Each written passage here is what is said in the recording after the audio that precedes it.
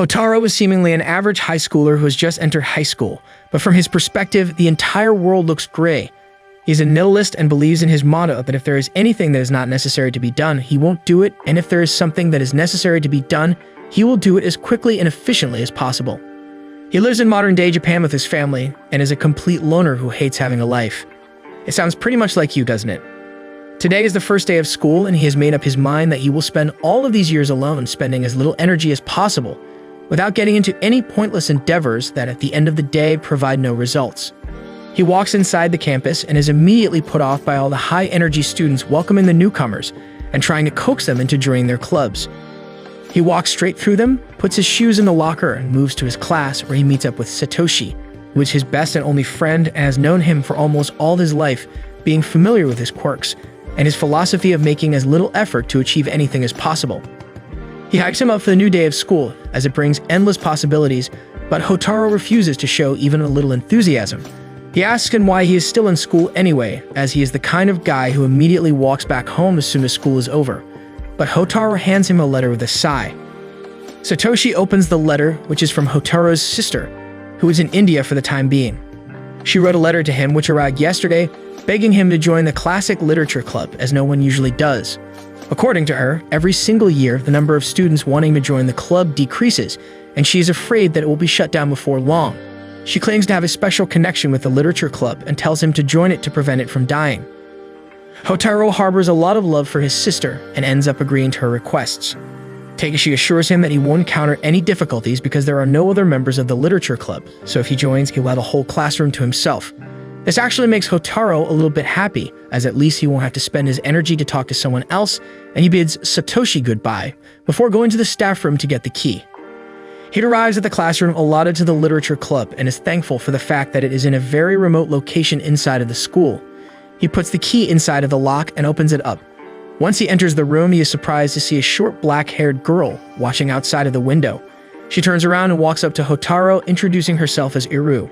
She claims that she already knows Hotaru as they were in the orientation together, which shocks Hotaru as there were a bunch of kids there and he didn't even notice Iru was there. She tells him that she has joined the club for some personal reasons and asks if Hotaru has also joined the club. He, however, quickly refuses, saying that he hasn't, as now that the club has a member, it will live on and he won't have to join any clubs. He turns around and starts walking before telling her to lock the doors when she leaves. She, however, tells him that she cannot lock the door. He asks her why she can't, to which she replies that she doesn't have the keys. Hotaru looks at her confused and produces the keys from his pocket, handing it over to her. He asks her that if she didn't have the keys, how did she lock herself in? She looks at him confused and asks whether the door was locked. Hotaru realizes that she had no idea she was locked, and this makes the girl curious, as she wants to solve the mystery of how the door can be locked when she doesn't have the keys. Satoshi also enters the class as he comes to check on Hotaru and eagerly gets intertwined with the mystery. Hotaru tries to leave again, but the girl grabs his hands and asks him to please help her solve this mystery. That moment hooked Hotaru, who has never felt anything like this before. He ends up obliging and asks her whether she saw anything amiss. She replies that sometime before she came in, she heard a clinking sound, and when they all focused their ears, they even heard clinking noises. They go out and spot the janitor, who is closing up all the rooms that were unoccupied because he has the master key. They all realize that the janitor must have thought that the room was empty because of its remote location, and shut it up, without Iru noticing that she had been locked from the inside. Iru is satisfied that she was able to know the truth, and they all walk near their lockers. She asks Satoshi whether he would like to join, and even though he has multiple clubs, he agrees to join. Hotaru tries to tell them that he isn't joining, but Iru again grabs his hands and asks him to join. Hotaru again melts at her touch and ends up giving her his application card, making her an official member of the literature club. The next day, Hotaru comes to school and after the day is over is forced to stay back and write an essay that they got for homework. Satoshi makes fun of him for not completing his homework on time, but he replies that he simply forgot to bring the homework to school. Satoshi laughs at it and starts telling him about a new mystery inside of the school. According to him, in the morning, a girl was coming up from the grounds while it was raining outside. She heard the beautiful melody of classical music playing in the music room, but it was entirely dark. She gets intrigued by it and opens the door, but is horrified to see that the piano is empty, and the room seems to be empty. The melody is still playing, however, and her heart starts beating faster as the piece starts coming to an end. As soon as the piece ends, she feels a chill run down her spine and a scraping noise. Suddenly from the floor, a figure appeared, whose hair are all messy and has bloodshot eyes. She staggers to stand and starts walking towards the girl, by which time she shuts the door and runs away as fast as possible. He finishes the story and looks at Hotaru excitedly, but his gaze is met by the same unenthusiastic face as he starts writing away at the piece of paper once again. Suddenly, however, he asks Satoshi whether this news has rotated around the school, and when he says it is a pretty big deal, he immediately feels like Iru will soon come over to him and ask him to help him figure out the mystery. He immediately takes out a piece of paper and starts scribbling something before telling Satoshi to tell her a make-believe story about the mystery of the secret clubhouse. Iru arrives perfectly on cue, enters the room, and walks straight over to their desk, asking whether they have heard about the music room mystery. Hotaru, however, quickly cuts her off and tells her that Satoshi was telling him about a very famous mystery at the school. She immediately gets hooked, and Satoshi makes up a story about a secret club known as the Spider Club. This is a ghost club in which no one knows who the member is or how they are selected. It is said that they always put their notice on the notice board, but only a select few people are able to find it every year. This immediately intrigued her, and she asked whether they would help her find it.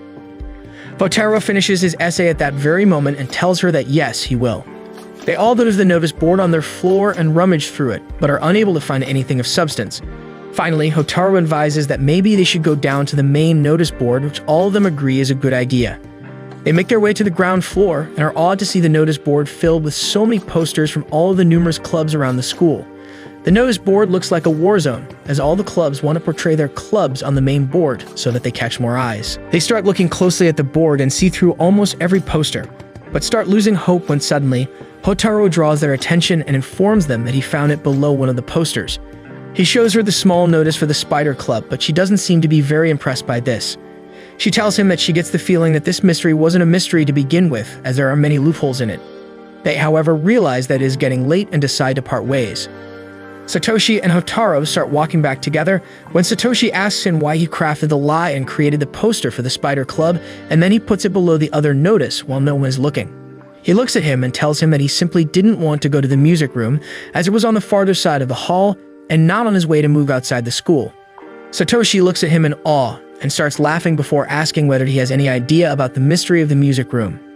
Hotaru looks at him and says that the music room is almost always occupied by really passionate students who have given their entire lives to music.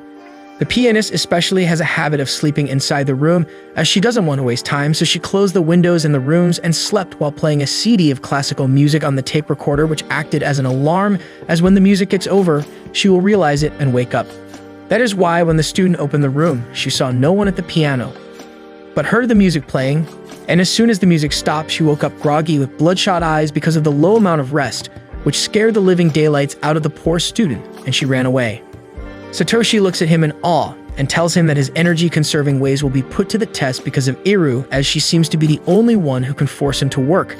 They then split up to go back to their homes to get some well-deserved rest. A month has passed since the last incident, and Hotaru seems to have gotten used to this new routine. Most of the time, he doesn't mind it at all, because he only has to go there after classes for a bit and sit and read a book, which he doesn't really mind anyway. He likes it best when Iru doesn't talk to him and simply reads her book, but she has developed a cute habit, where she offers her some of her homemade sweets every time he sits down to read. One fine day, while reading the book in the after hours and enjoying his tea, Iru suddenly stands up, saying that this is not how a club is supposed to be. Hotaru looks at her and tells her to sit down and not waste energy on useless things. She, however, complains about how their club is monotonous, and they never do anything for fun. Hotaru looks at her and tells her that their club is supposed to be a literature club and not some sports club, where they need to perform activities. She, however, is adamant and tells him that they should start preparing for the upcoming school festival.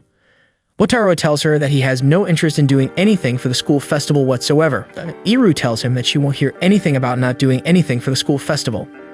He looks at her exhausted and tells her that they will also open some dumb stalls like any other club, but she refuses him. She tells him that the literature club has had a very rich history, and every single year people from the club have created an anthology for the festival, and they should do the same. Hotaru outright refuses to have anything to do with that and tells her that he doesn't want to spend so much energy on anything and would rather do something low effort.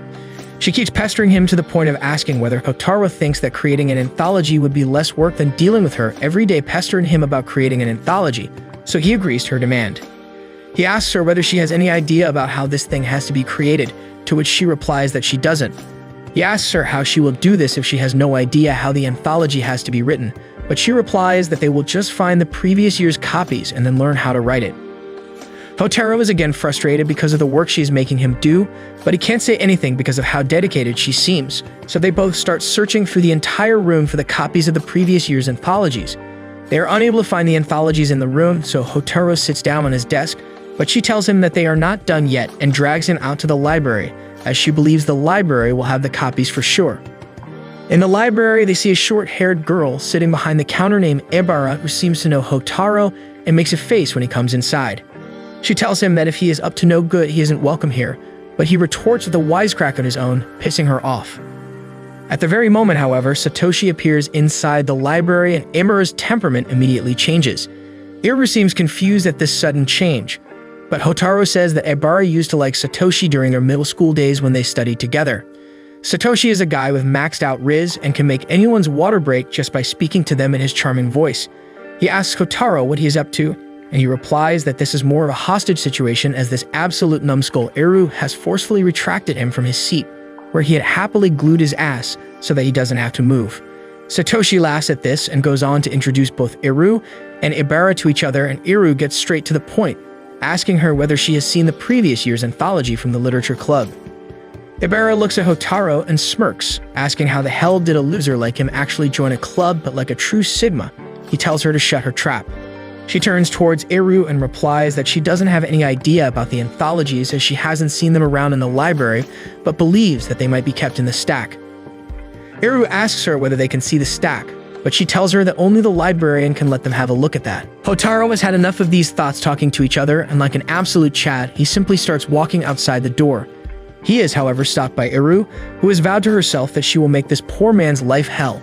She tells him that they are going to wait for the librarian, and while they were arguing about that, Satoshi chimed in between, asking Ebara to recount the mystery that she was talking about earlier. Hotaru thinks to himself that he is never going to see the end of it if Ebara tells a mystery, which makes Iru curious, but Ebara starts the story. She tells them that for some time now she's been noticing a mysterious pattern in a book. She explains that she stays over in the library every Friday, and for some reason, every Friday a book is borrowed from the library during the lunch break and is then returned by the end of the day. This is very confusing because when you borrow a book, you can keep it for a week before returning it to the library, but for some reason, the person who borrows it always returns it the very same day.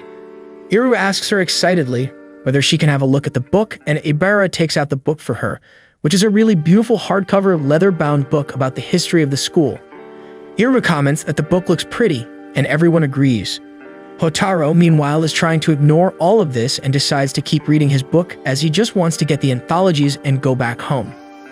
Iru, however, is not going to let the lad have his leisure time and keeps putting the book in front of his eyes, while Hotaru looks at her like he wants to slap her. He looks at it and says that maybe it isn't such a big deal, and that some students want to have a look at it during his free time. Ebara, however, tells him to have a look at the people who are borrowing the book. It turns out that every single time there's a different person borrowing the book. This is perplexing because why would different people borrow the same book every single week and follow the same pattern of borrowing it during their lunch break and returning it by the end of the day? This is indeed very intriguing, and even Hotaru seems very confused. He, however, doesn't want to spend any energy on such things and tries to weasel his way out of it, but Iru continuously pesters him by putting the book in front of him. Ebara finally tells them to settle down and not make much noise in the library, and they shut up immediately. He looks at Iru hopefully, thinking that she will back off, but she isn't backing off and seems to be really headstrong in making him help her solve this case. Hotaru finally ends up conceding, realizing that he will not be able to shake her off and that it would be an inefficient use of energy. Her eyes light up as she gets really excited about it.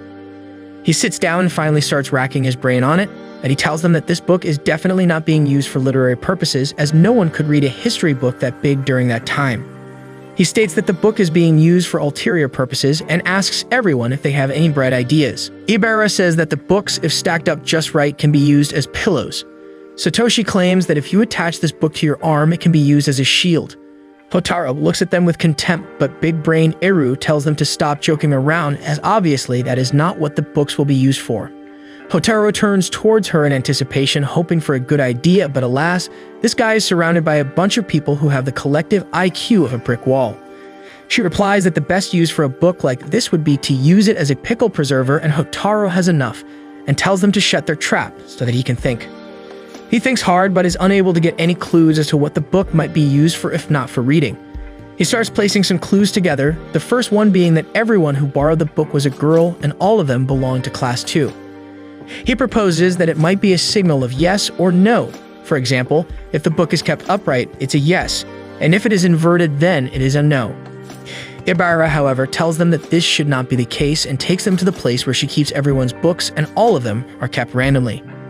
Now Hotaru is out of answers, and Ibara makes fun of him for not being able to think of anything, but suddenly, the weird-ass Iru starts smelling the book like a total biatch, and Ibara gets scared of her weird antics, backing off when suddenly Iru says that the book smells of paint.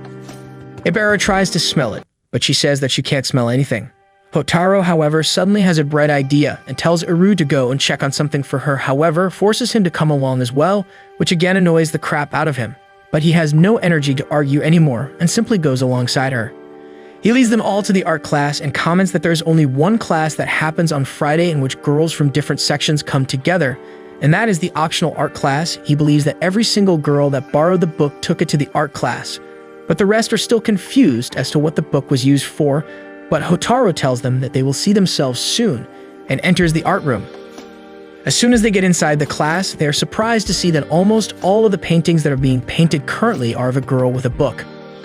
Hotaru explains that the book has a beautiful leather-bound vintage cover and is the perfect color to be used as a motif for an art piece, and because none of the students want to carry such a huge book alongside them, they would rather simply borrow it every Friday and return it that very day.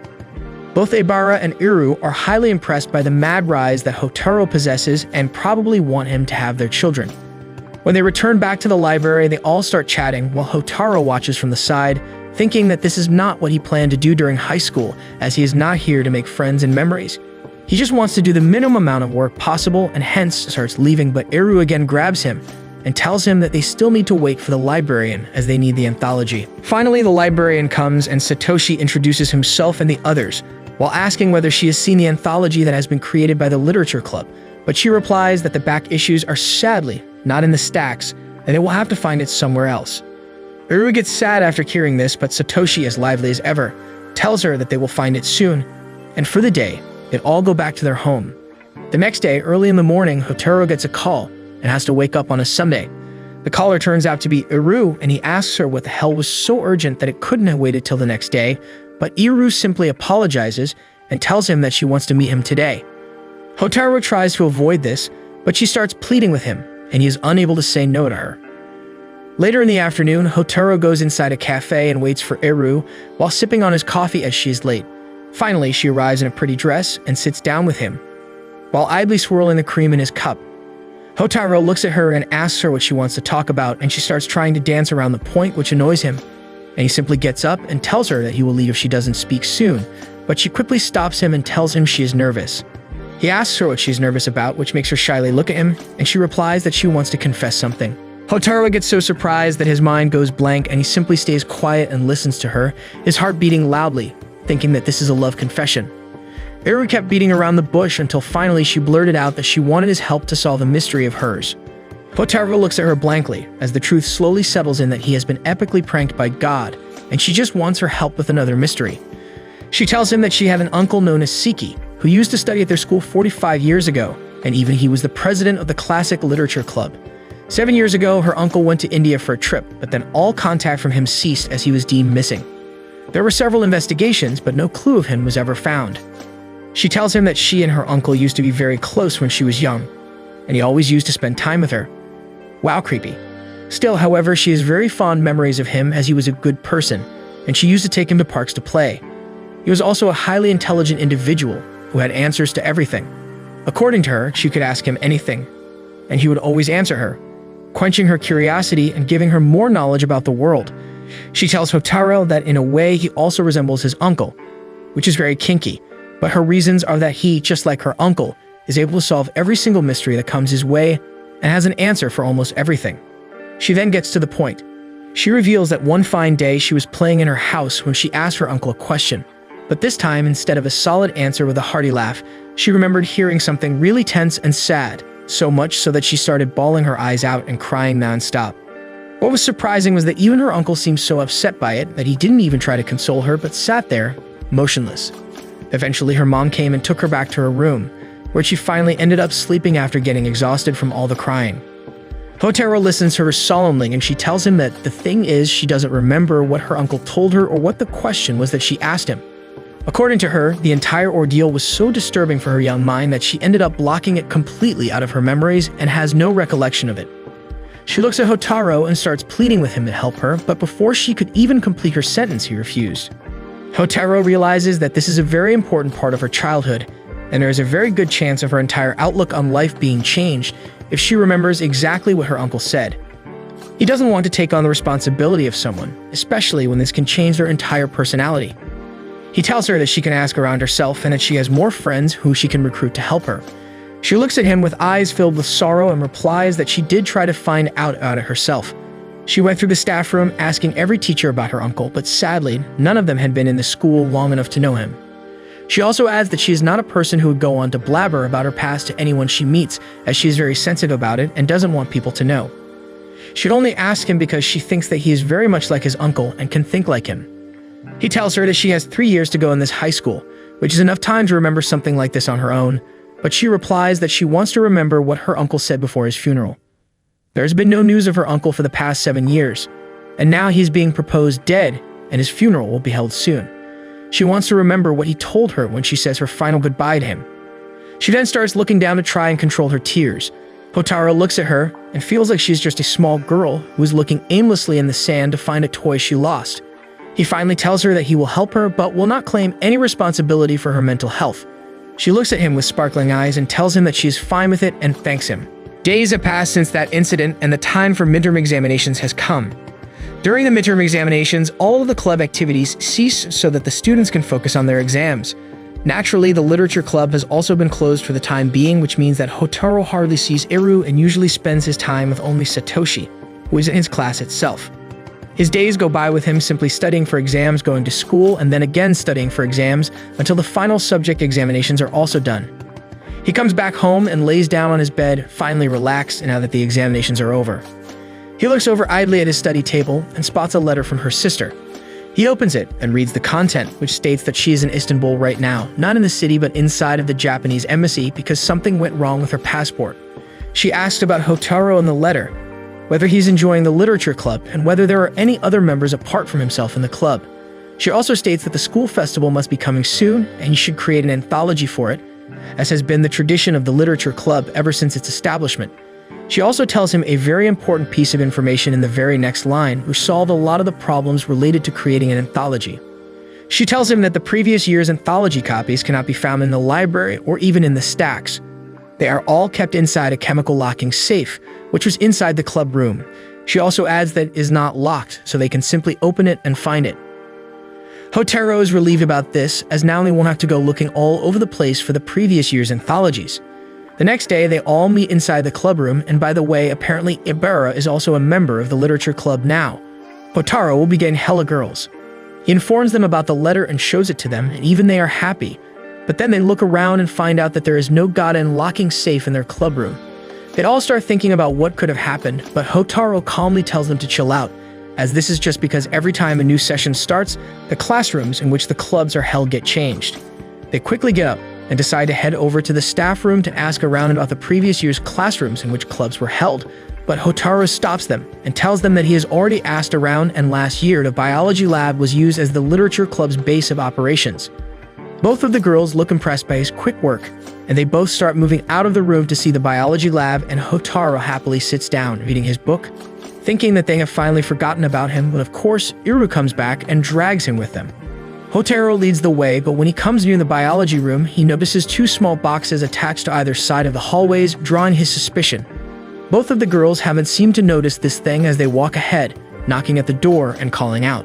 One of them tries the door but realizes that it is closed, so they wait outside when suddenly a long-haired senior walks outside of the door, smiling at them uneasily and trying to cover the open door with his body. He tells them that the lab is currently occupied by the newspaper club, but he is alone here today because none of the other members showed up.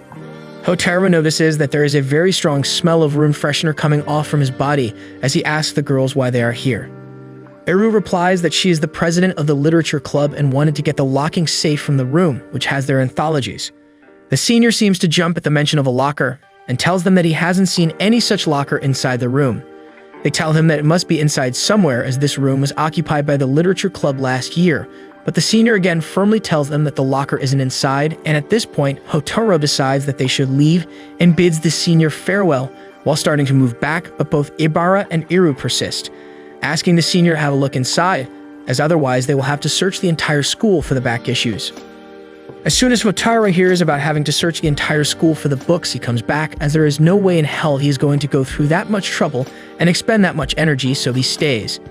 Ibara gets into the senior's face and tells him that technically speaking, this is still a classroom, and they are allowed to have a look inside it if they want. The senior thinks for a while, then slyly tells them that they can have a look inside, but they have to make it quick and not take anything apart while he is working. He opens the door and they all pour inside of the room. The first thing that Hotaru notices is that the table is littered with papers, and there is a radio device on the table as well. The window was open and the fan was also blowing towards the window. The senior looks very uncomfortable while the rest have a look around the area. Finally, Iru comes back saying that she couldn't find the safe and that it might not be here, which seems to bring some relief for the senior. But Hotaru stops her and asks the senior whether they displaced any of the stuff anywhere, to which he replies that they did move a bunch of cardboard boxes here and there. Hotaru quickly tells him that they will have to search the entire room as there is so much mess that they don't really know where things might be hidden. The senior immediately becomes very agitated and tells him that he doesn't have enough time for all this crap, but Hotaru immediately tells him that he won't have to do anything, but he starts sweating and tells him that he doesn't want his things to be messed with as he is really busy. Hotaru tells him that they will put everything back where they found it, but the senior gets even more agitated and tells him to shut up and get out of his club room with heavy breathing. The girls seem to be a little scared, but Hotaru stands there defiantly and tells him that if he wants it this way, then he will leave and have one of the staff members search the entire room from top to bottom for their books. This scares the living crap out of the senior, and he immediately starts sweating and shaking in anger and fear. He looks straight into the senior's eyes and tells him that he has an errand to run in the library and will come back soon. He tells the senior that he has no interest in anything else apart from the anthologies, and if he finds them while he is gone, he should leave them in the literature club's classroom. The senior seems to be seething with rage, but he gulps down his anger and tells him that if he finds it, he will let them know. He goes outside, takes the girls with him, and tells them to wait with him outside the library for a bit. After a while, they go back to their club room, and to their surprise, the back issues of the anthology are already neatly stacked on their table. Ibara and Iru start going through the volumes one by one when Ibara looks at Hotaru and asks him how he knew that the senior had the books. He takes her into a corner and tells her that what he's going to tell her is to be kept a secret. He then tells her that he noticed the infrared sensors on the hallway, which the senior had put up, and was immediately suspicious of something. When he opened the door, he was trying to hide something as he was wearing very strong cologne that had been freshly applied. Moreover, when you have a look inside, he had the windows open and the fan running, which was pointed towards the window, even though there were a bunch of papers lying down that could very easily fly outside because of the fan. So why would he do it? It suddenly dawns on Ibara and she says cigarettes. Hotaru nods, saying that the senior was smoking inside the room and has a radio device that alerts him as soon as someone crosses the hallway to walk near his room. He's from a very prestigious family, so if he were found smoking on the school premises, it would be a very serious breach of rules, and he can't take any chances with bringing shame upon the name of his family. Hotaru claims that the senior must have kept the cigarettes and the lighter inside of the locking safe itself and hid them so no one could find them, and that is why he wasn't willing to show them the location of the case. Ibara looks at him with awe, as she never guessed he was this perceptive, but they are interrupted by the guy with maxed out Riz, Satoshi, who enters the room dressed as a frickin' sunflower. Ibara informs him about the back issues that they have found and shows them, while Hotaru switches his attention over to Iru, who is very seriously looking at one of the issues. She looks at him, takes him off to one side, and shows him the issue, which was named Hyuka.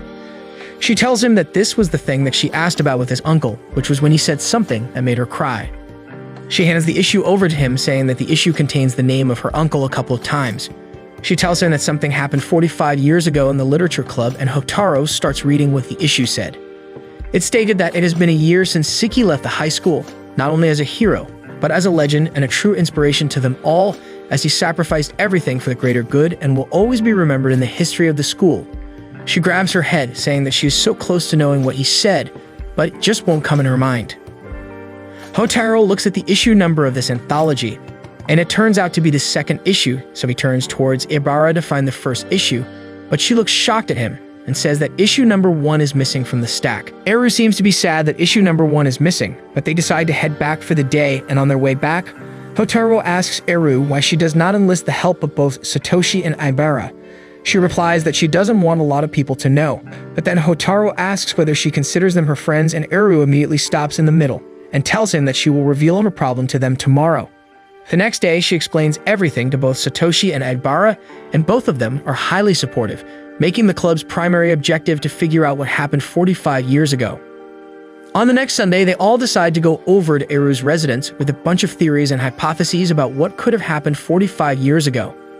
Hotaru, as unenergetic as usual, waits around for Satoshi to come, and suddenly he hears the eccentric voice of Satoshi coming from afar, cycling towards him. He almost runs into Hotaru, who is having second thoughts about his sexuality, but tells Satoshi that he doesn't swing that way and is as straight as a pretzel. They both start cycling towards the countryside, away from the bustle of the city, and Hotaru asks Satoshi whether he likes his life being in high school, always being so energetic and happy. Satoshi slows down and tells him that of course he has his fair share of problems, but he likes to be as rosy as possible and tries to find happiness in every situation. Hotaru reflects on himself and how he is the stark opposite of Satoshi in this regard. He lives his life in shades of gray. Not that kind, you dipshits. He just likes his life to be very monotonous and doesn't like interacting with people much. After biking for quite a while, they reach Iru's residence, which is huge to say the least. The house is big enough to contain my insecurities, but not big enough to contain my love for you beautiful idiots who are subscribed to the channel. They enter the house, hoping that a cute maid would usher them in, but instead they find Eru, who escorts them inside. They pass through a bunch of rooms that seem to be very ancient and preserved in time. They reach the room where Ibara is already sitting on the ground by the table. Floor gang represent. They all sit down near the table, and finally Eru officially starts the meeting. She says that all of them will tell their theories one by one, while the rest of them decide whether it sounds likely or not. Eru starts first. She has created a bunch of notes and passes one sheet to everyone around. She begins speaking, and her theory is that 45 years ago, when the festival was happening, a bunch of punks must have infiltrated the festival, started harassing students, and even started taking money from the stalls that the students must have prepared. Then Siki, the president of the literature club, stepped up to their injustice and got the students' support, and with their help, he ended up pushing the punks out. While all of this commotion was going on, he must have punched one of the punks, which was seen by a teacher, and because he was violent, he was kicked out of the school. She finishes and eagerly awaits the judgment of her friends, who all tell her that they don't think this is very probable. There are two main reasons for that. First of all, punk culture came into prominence 40 years ago, whereas the event we are talking about dates back 45 years.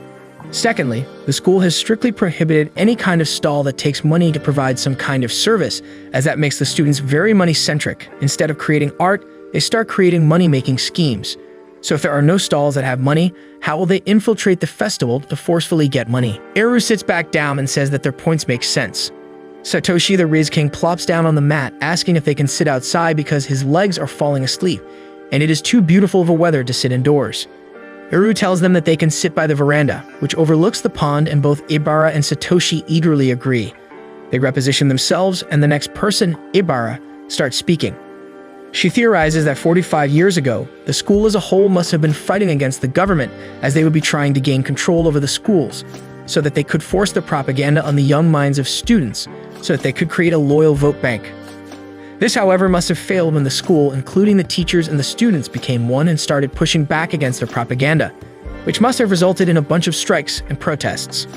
Among all this, Siki must be a true leader of these protests, and if he came to the attention of the government, they must have exercised their power to have him removed from the school. Hotaru and Satoshi both acknowledge the theory that she put forward, but also claim that there are some inconsistencies. Before that, however, Satoshi claims that he is really hungry, so Eru tells them to come inside the kitchen and discuss the theory, while she makes them some onigiris. Satoshi is obviously way too pleased to have handmade onigiri by Eru, which pisses Ibara off. They all sit down on the table, while Eru starts making beautiful onigiris, which they all eagerly eat. She is waifu material, but Ibara is still the best girl. Satoshi explains that his theory is also pretty much the same, but not quite. He explains his theory by distributing a bunch of pages that have newspaper articles and whatnot. He claims that 45 years ago, the power struggle wasn't between the government and the educational institutions, as the government was actually ruling with a peaceful regime in prosperous times.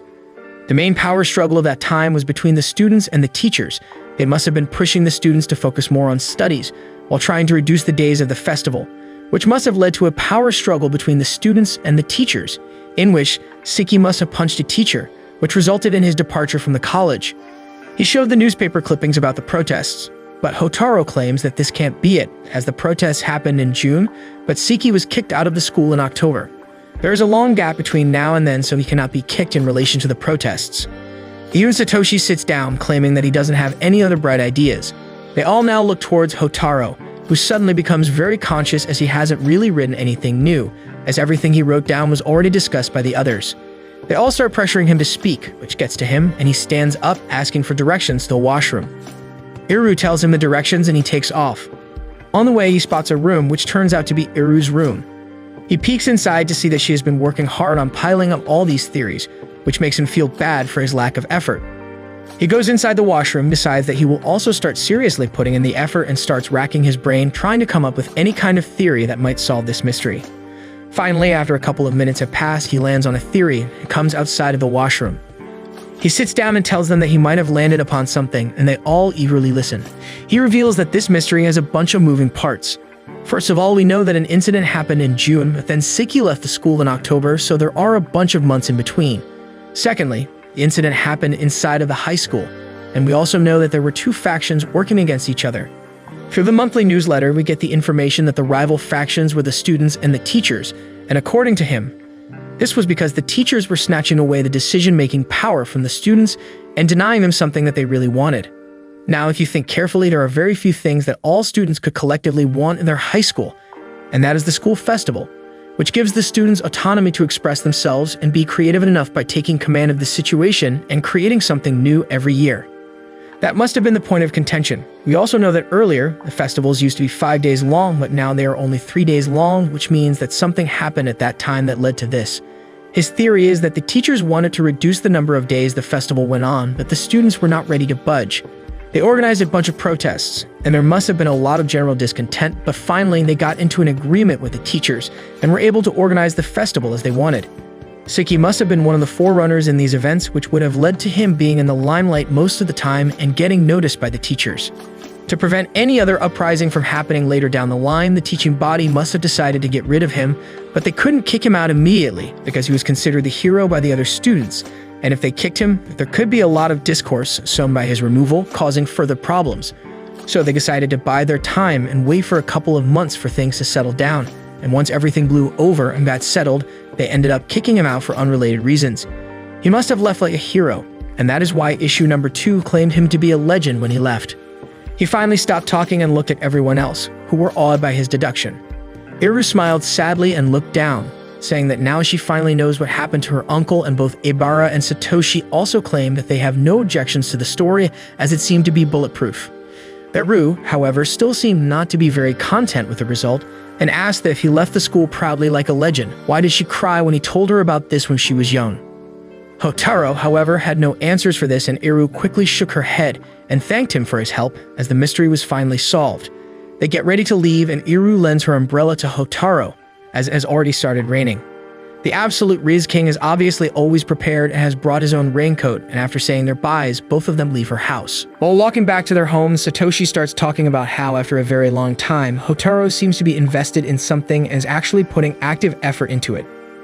Hotaru doesn't reply to that, but then Satoshi asks, "Was it because you like Iru?" He looks at him and says that there's nothing like that, and he is just tired of living a gray life and wants to start living his life with a bit more color in it.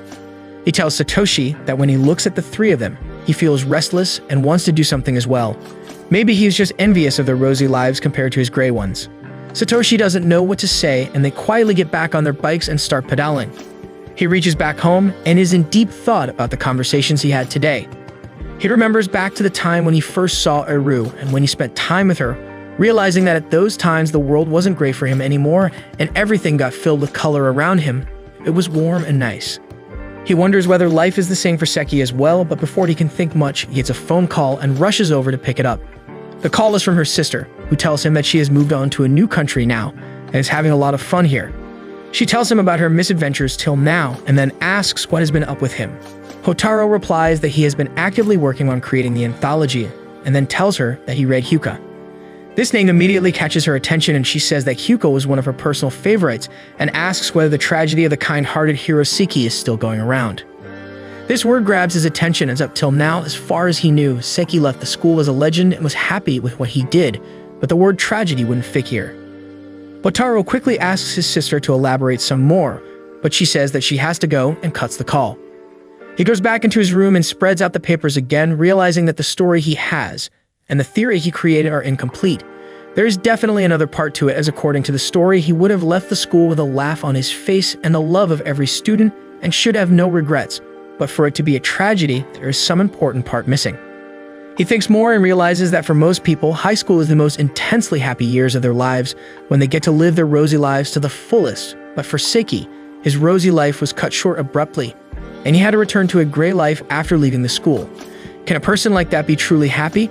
He realizes that this is not a heroic tale that he thought it was, but instead, it is hiding something much darker beneath the rosy facade. The next day, he calls Ibara, Eru, and Satoshi to the club room for a meeting. He enters the club room to find them already seated, and when Ibara asks him why he has called them here today, he replies that there is a part of the story that still hasn't revealed itself and is shrouded in mystery. Eru looks at him with sparkling eyes and tells him that even she feels like something is missing from the story, and Hotaru tells her not to worry, as they will be able to fill in the gaps today and finally know the entire story. Ibara asks about the gaps he is talking about, and Satoshi asks him whether his theory is wrong. Hotaru replies that he doesn't think his story is wrong, but there are definitely some nuances that have pushed it in the wrong direction. He claims that they should investigate more into the foreword of Hyuka, which uses the word sacrifice. He claims that sacrifice can be used in a proud way, but also in a really sad way, and they have to figure out what the sacrifice here entails. Satoshi looks at him and tells him that it would be impossible to simply figure out in what sense the word here was written, and if they want to know for sure, they will have to find the original author. Hotaru looks at him and tells him that is exactly what they are going to do. Satoshi looks at him with surprise and asks him whether he knows who the author is. He tells them that he researched a little bit and found out the name of the author. He hands a paper over to Ibara and asks her whether the name rings any bells. Her eyes widen as she looks at him and says that the author of Hyuka is none other than the librarian. Satoshi asks whether he is sure that it is the librarian, as many people can have the same name, but he replies that he did the math and her age matches with the timeline, and when he asked around, he found out that she was 45 years old and she was also in the classic literature club. He then tells them to quickly get a move on as he has gotten an appointment from her to talk, and she should be ready soon. They all quickly gather their belongings, move outside of the room, and make their way to the library. They all enter the library to find the librarian still putting the books back in place. She smiles at them and tells them that she still has a bit of work left and whether it would be fine if they talked to her while she was working for the time being. Ibara quickly goes over and starts helping her with books while Hotaru brings up the foreword from Hyuka and asks her whether she was the one who wrote it. She looks at it and replies that she is indeed the one who wrote it, and then says that she believes that they are all here to ask about what happened 45 years ago. She asks them about their interest in the events that transpired half a century ago and why they would want to know about such a grim time. Eru replies that Seki was her uncle, and she wants to know about what happened to him all those years ago. She asks Eru whether Seki is doing well, to which she replies that he has gone missing in India, and there has been no word from him since 7 years ago. They all look at her and ask her to elaborate on the events that happened 45 years ago and tell them whether Hotaru's theory was correct. She looks at them and asks what theory they are talking about, to which they reply that he created a hypothesis about what could have happened leading to his expulsion. She gets interested and tells them all to meet her in her office. Once settled down, she takes the notes that Hotaru created and reads through them carefully. She asks him, in a surprised tone, whether he created this entire theory only on the basis of the anthology, and tells him that it feels like he was there when it all happened. It is borderline perfect. Hotaru, however, tells her that he believes some part of the theory is incomplete, and he would like to know whether Seki took the expulsion on behalf of all students, and if the school did so willingly, or is there something more to all this? She looks down sadly and tells him that he is right and that a part of the story is missing. She recalls the incident when she was way younger and has just recently joined the high school. School festivals used to be a huge deal back then, and the entire city would be brimming with students who wanted to attend or take part in any of the festivities. The atmosphere used to be electric, and the school festival was basically one of the most important things for any of the students in that era.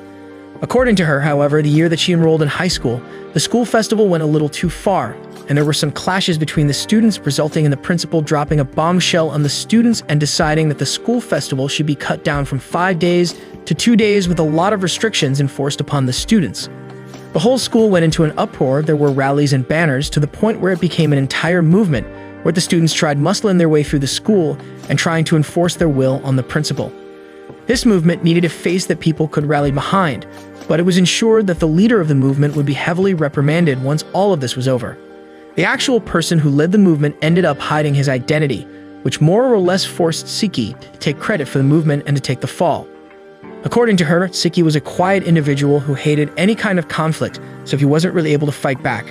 The protest became bigger and bigger, to a point where the teacher body was forced to reinstate the 5-day festival, instead of making it a 2-day ordeal. That night, the students burned their banners and posters in a huge bonfire inside the school grounds to celebrate, but it got out of control quickly, and one of the old school buildings was burned to the ground. It took the firefighters the entire night to extinguish the fire. The next day, the teachers needed someone to make an example of, and what better person than the face of the movement. They ended up expelling Seki from the school, and not a single student came up for his defense. Everyone stayed quiet and let Seki be offered up as a sacrificial lamb. There was nothing heroic about it. They all watched one of their fellow mates be sacrificed in front of their eyes while he cried for help, but everyone turned a deaf ear to him. She looks at them and tells them that is the whole story and asks them whether they have any other questions. Iru gets up and asks about the name of the issue number 2, Hyuka. She replies that Hyuka was the name that was chosen by Seki himself, and that she has no idea why he chose that name. Suddenly, Hotaro ends up sighing. He looks down to the floor and asks them how they could not see what it meant. They all look at him in anticipation, wanting to know what it actually means. He replies that the word Hyuka is nothing but a silly word play. Everyone looks at him surprised, but slowly the librarian gets it, and even Ebara and Satoshi seem to realize what it was, but Iru seems just as clueless as before. She asks him what exactly he means, and Hotaro explains it to her in clear terms and writes it down on a piece of paper, which she reads and her eyes well up with tears. Hyuka, when directly translated to English, means ice cream. He intentionally named the issue Hyuka because he wanted to hide his true feelings about the entire ordeal in the book. He wrote Hyuka to be a wordplay on ice cream, as what he actually wanted to say was ice cream. He wanted to scream that it wasn't him who was leading the protest. He wanted to scream that he was innocent. He wanted to scream at the other students for not helping him. She tells him that now she remembers why she started crying. She was crying because he told her that sometimes your friends will turn their backs on you. Even when you cry for help, they will just watch you being eaten alive, and all you can do is scream. The thought of being eaten alive scared her to the core, and she started crying because of it. She then looks at Hotaro and thanks him for solving this mystery for her, as now she can finally let her uncle go and be at peace with herself. The next day, they all met in the club room again, and this time Ibara also created a rough draft of the anthology. She presents it to Iru, who really likes it, and hands it over to Hotaro, who looks through it and complains about him having to write the entire main portion of the story. Ibara looks at him mischievously and replies that he was the one who solved the entire mystery, so it's only normal for him to write the main part of the story as well as his trophy. Iru, like the waifu she is, tells Hotaro that if he doesn't want to write it down, she can do it for him, and obviously he jumps at the opportunity, but she is stopped by Ibara, who tells her that he will write it himself. Hotaro looks at her annoyed, but ends up conceding, as she tells him to start working on the outline for the story immediately, as they don't have much time, and he tells her that he will. Later that day, Hotaro and Iru decide to walk back to home together, and while walking back, she tells him that she was surprised that he accepted the job of writing the anthology article. To that, he replies that he didn't agree to write, he was just forced to write by the others, and he was unable to weasel his way out of it. And he thought that he would dedicate it to Seki as a tribute to him and the tragedy that happened to him. He suddenly looks at her and asks her why she agreed to take Satoshi and Ebara's help after she was so against revealing her backstory to other people. She looks down at the ground and replies that she only told them about her past because she didn't want to forget that this mattered to her. She explains that she got told by her mother that soon, in a couple of years, these things will feel small to her, and she will laugh about the fact that she ever considered her uncle's words that made her cry to be so important. That made her think about her life and whether she should simply drop this entire ordeal, as it is of no matter to her. She later realized after talking to Hotaru that she wanted to remember this time, no matter how small it was. She still wanted to remember it with all her heart forever. The summer vacations have finally started, and Iru was finally able to convince Hotaru to come with them to the hot springs for a nice and refreshing vacation. They all got into a bus and started driving away from the bustling city life and more towards the calm and serene countryside. Hotaru, the friendless loser, obviously started getting carsick because he is not used to going out. After they deboard at a bus stop, he looks very sick and nauseous. Ebara tells him to hold on as she has cousins in this area and they have an inn, which they are graciously letting them stay in because of some maintenance going on, and they can't take any guests. They all wait for the van, which eventually comes, and they get inside. By the time they reach the inn, Hotaru is barely even able to walk out of the van. She introduces her two younger cousins to them as Rai, the older one, and Keo, the younger one. They exchange greetings and lead them to their rooms so they can freshen up a bit. Satoshi is as lively as ever and shows Hotaru the view on the outside, and indeed, even Hotaru comments that the view is incredibly beautiful. Before they can spend more time in the room, however, they are called by Ebara for dinner and go downstairs. They have dinner together, and after that, he goes back inside his room, but finds that Satoshi is missing. He realizes that Satoshi must have gone off to the hot springs and decides to simply lay around the room and watch TV. After a while, however, he is bored and decides that even he is going to have fun at the hot springs, as that is the reason he came here in the first place. He grabs his towels and moves out of his room, where he meets up with Eru. He asks her where she's going, and she also replies that she wants to take a bath in the hot springs. They start walking together, and she remarks that Ebara seems to be really happy here, and she's off to play with her sisters, which is why she isn't coming with her to take a bath. They go into their separate bathhouses, where Hotaru finally lowers himself inside the springs to relax and meets up with Satoshi. They have a bit of idle chit-chat, but suddenly, Hotaru starts feeling dizzy, and Satoshi is forced to quickly get him out and carry him back to his room. Both Ebara and Satoshi help lay down a mattress and then lay him down on it, covering him with a blanket so he can rest for a bit. After a while, Iru comes inside the room and asks him if he is okay. Hotaru quickly replies that he was fine and turns around to speak, at which point Iru gets up and tells him that they are all in the next room discussing ghost stories, so if he feels better later and wants to join, he's welcome to. Sometimes later, Hotaru overhears them exchanging stories, and since he has nothing better to do, he starts listening to them. He overhears Ri tell them a legend of old, which says that a long time ago, a troubled man came to this inn and ended up taking room number 7 in the other building as his own. He paid for it in advance and he used to stay there all the time. He wouldn't come for lunches or dinners, and he told all of the staff to stay away from his room and not disturb him. One night, the people staying at the inn overheard a loud scream. They ran towards it to find a woman on her knees, horrified to see the man living in room number 7, dangling on the edge of the rope inside his room. It turns out that he took a lot of money from a company, and when his business failed and he had no way of paying them back, he decided to take his own life. Ri continues that ever since that incident, anyone who stays inside that room ends up seeing the silhouette of a dead man hanging from the ceiling, and once a man who was staying there suddenly got sick and died on the spot. When this got out of hand, the elder of their family was called, who called an exorcist and ended up performing rituals for the evil spirit to ascend to heaven, and a new building was created right in front of it. Now no one goes there, and that building has been left abandoned. Hotaru gets up and looks outside the window at the room that the man died in and decides to close the windows because he is feeling chills. Suddenly, however, he spots a small shadow running outside of the inn, but doesn't think too much of it and goes back to sleep. He wakes up the next day to the most beautiful sight imaginable, but he doesn't appreciate true beauty, so he simply freshens up and walks downstairs to have breakfast, but is shocked to see Ebara stuck to Iru looking horrified. Hotaru asks what happened, to which she replies that last night after midnight she woke up because of a gust of wind, and when she turned around to close the window, she saw the silhouette of a man hanging from the ceiling in room number 7. They all sit down for breakfast, and Ri makes fun of Ebara, saying that she must have imagined it, as they were all talking about scary stories, but she replies that she is very sure that she saw it with her own eyes. Maya seems to be very uncomfortable with this situation and tells Rai that their father told her not to tell this story to anyone. She, however, pays no attention to it. Iru inches over towards Hotaru and asks him what he thinks about the situation. Hotaru replies that he believes that Ebara must have imagined everything, but then Iru reveals that she couldn't have imagined it because even she saw the silhouette hanging from the ceiling. Hotaru looks at her confused, so she tells him that when Ebara got scared by what she saw, she ended up waking her up, and when she looked at the window, even she saw it. Hotaru still looks unimpressed and claims that even she must have mistook it for something else. This enrages Ebara, who asks him to tell her what she saw in that window, if that wasn't the silhouette of a hanging man. This obviously makes Iru very curious, and she ends up forcing him to help her get to the bottom of this. They both go back to Hotaro's room, where he asks her several questions about what she saw. They decide to go and have a look inside room number 7, and they ask Maya to lead them there. As soon as she hears that they want to go to room number 7, she grows very uncomfortable and tells them that she cannot take them there before running away.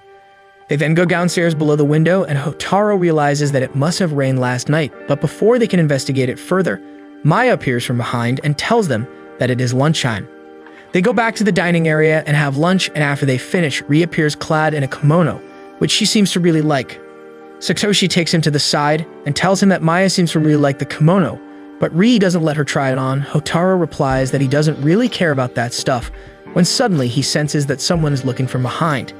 He immediately turns around but finds no one at the door. He doesn't seem to have any idea what could have happened, so he decides to go to the hot springs alongside Iru. Once inside the water, he meets up with Satoshi again, who casually tells him that yesterday the drums were banging late into the night, and that he was surprised that Hotaro slept through that. Hotaro immediately looks around and asks whether yesterday was the day for summer festival in this area, and he replies yes. Finally, he seemed to have put the pieces together. He walks back with Iru and explains to her that what she saw yesterday wasn't a dead man hanging, but the silhouette of a drying kimono. She seems surprised, but he elaborates that because Ri doesn't let Maya touch her things, Maya took her kimono without asking Rai, and went to the festival last night. The shadow that he saw last night was her running outside of the inn. It turns out, however, that her luck isn't very good, and it started raining, forcing her to come back. Now that the kimono was totally soaked, she was troubled, as Maya is bound to notice it early next morning. So she went inside room number 7, knowing that no one comes there, and hung the kimono to dry. That is what both Iru and Ibara saw and got scared of. It made perfect sense now, and again, Iru was surprised by Hotaro's deductive abilities. She said that it was a pity that Maya had to do that just to wear a kimono, but she sees them off in the distance, helping each other out. She runs towards them in the sunset, happy that they at least help each other out as all siblings do, while Hotaro walks slowly, dreading the mysteries that the future might throw at him.